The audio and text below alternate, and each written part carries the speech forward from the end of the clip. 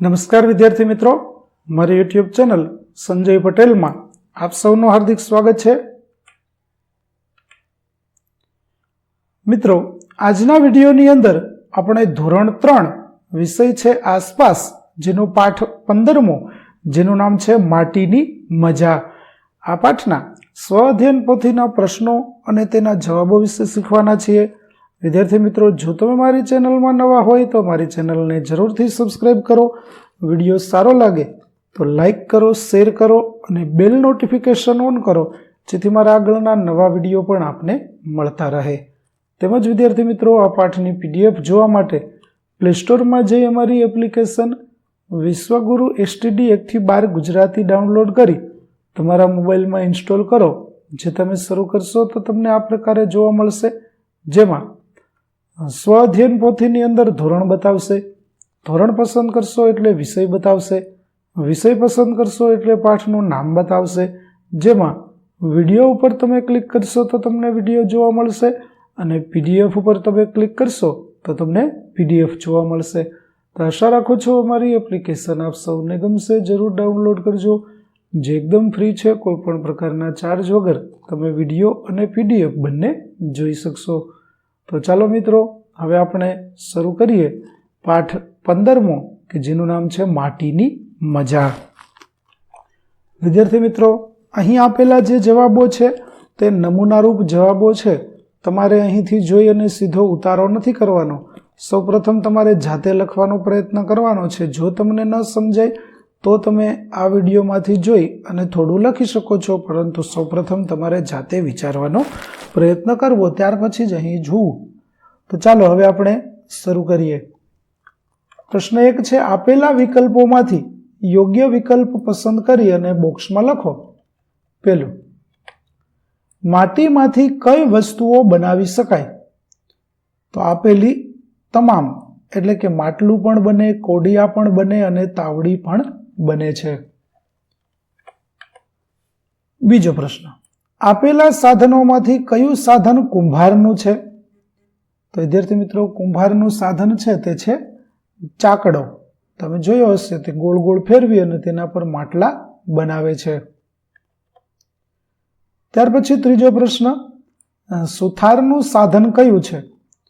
તો સુથાર છે તેના માટે આપેલા સાધનોમાંથી રંધો છે તે કામનો છે, જે લાકડાને વહોરવાનું કામ કરે છે. ત્યાર પછી પ્રશ્ન નંબર 4, આપેલા સાધનોમાંથી કયું સાધન દરજીનું નથી? તો દરજીનું ન હોય તેવું સાધન છે એરણ, કારણ કે એરણ છે તે લુહારનું સાધન છે, દરજીનું નથી. ત્યાર પછી 5મો પ્રશ્ન, ઓળંબો કયા વ્યવસાયકારનું સાધન છે? તો ઓળંબો એ વિદ્યાર્થી મિત્રો કડિયાનું સાધન છે, જે તે ચણતર કરતી વખતે એનો ઉપયોગ કરે છે. પ્રશ્ન 6, નેહાબેનનું ચંપલ તૂટી ગયું છે, તો તે કોની પાસે જશે? તો ચંપલને રિપેર કરવાનું કામ છે તે મોચી કરે છે, તો નેહાબેને કોની પાસે જવું જોઈએ? મોચી પાસે જવું જોઈએ. ત્યાર પછી છે પ્રશ્નો, જેમાં બીજો પ્રશ્ન છે પ્રશ્નોના જવાબો આપો. જેમાં પહેલો પ્રશ્ન, કે તમે માટીમાંથી બનાવેલી કઈ કઈ વસ્તુઓ જોઈ છે? તો મેં માટીમાંથી બનાવેલી વસ્તુઓમાં ઘડો, માટલું, તાવડી, કોડિયા વગેરે જોયા છે. બીજું, તમારા ઘરે માટીમાંથી બનાવેલી કઈ કઈ વસ્તુઓ છે? તો મારા ઘરે માટલું છે, કોડિયા છે, તાવડી છે, કે જે માટીમાંથી બનાવેલા છે. ત્રીજું, માટીમાંથી વાસણો બનાવવાનું કામ કયા વ્યવસાયકાર કરે છે? તો માટીમાંથી વાસણો બનાવવાનું કામ કુંભાર કરે છે.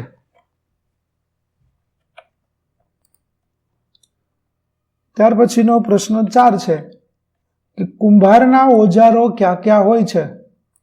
તો કુંભારના મુખ્ય ઓજારોમાં ચાકડો અને ટપલું આવે છે, કે જેમાં ચાકડા ઉપરથી તે માટીમાંથી વાસણ બનાવે છે અને ટપલા વડે તેને ઠપકારતો જાય છે. ત્યાર પછીનો પ્રશ્ન 2, તમારી આસપાસ કયા કયા વ્યવસાયકાર જોવા મળે છે?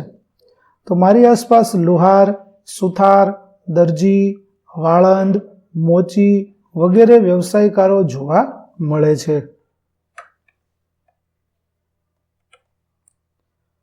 ત્યાર પછી પ્રશ્ન નંબર 3, વિધાનો ખરા છે કે ખોટા તે જણાવો. જેમાં પહેલું, મોચીનું ઓજાર સંચો છે. તો ખોટું, કારણ કે મોચીનું ઓજાર સંચો નહીં, સંચો એ તો દરજીનું ઓજાર છે. ત્યાર પછી બીજું, કુંભાર કપડાં સીવવાનું કામ કરે છે.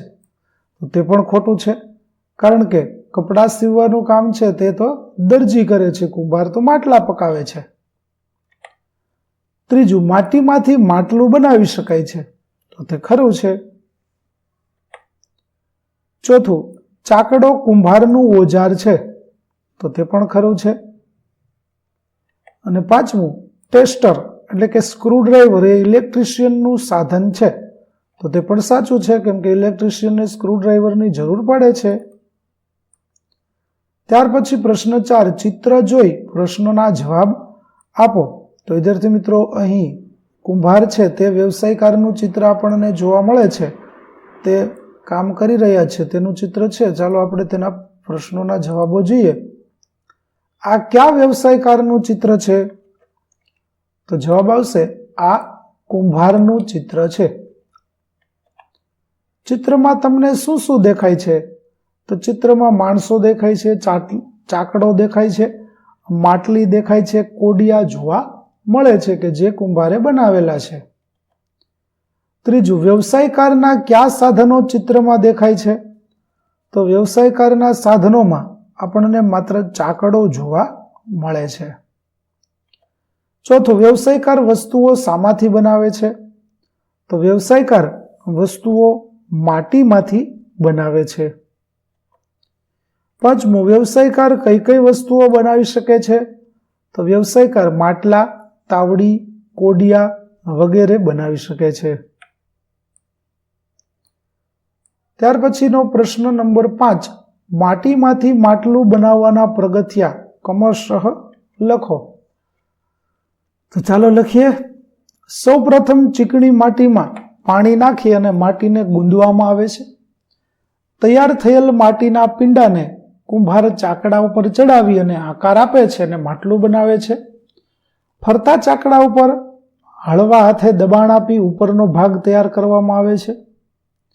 ચાકડા ઉપરથી ઉતારી થોડુંક સૂકવી અને બહારથી ટીપવામાં આવે છે અને તળિયું તૈયાર થાય છે.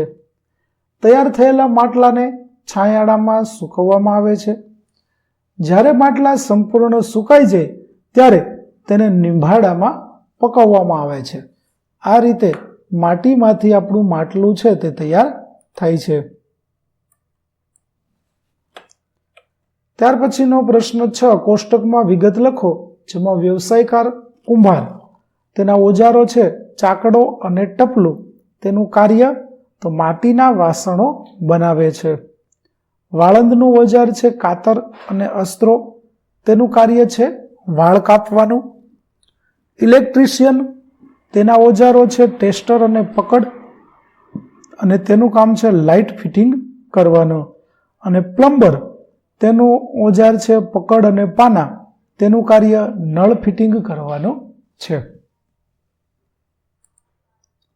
તો વિદ્યાર્થી મિત્રો, અહીં આપણો પાઠ 15 માટીની મજાના સ્વઅધ્યયન પોથીના પ્રશ્નો અને જવાબો પૂરા થાય છે. આગળના પાઠના પ્રશ્નો અને તેના જવાબો મેળવવા મારી ચેનલને જરૂરથી સબસ્ક્રાઇબ કરો. તેમજ PDF જોવા માટે પ્લે સ્ટોરમાંથી અમારી એપ્લિકેશન વિશ્વગુરુ STD 1-12 ગુજરાતી ડાઉનલોડ કરો. ફરી મળીશું આપણે નવા વિડીયો સાથે. ત્યાં સુધી આવજો.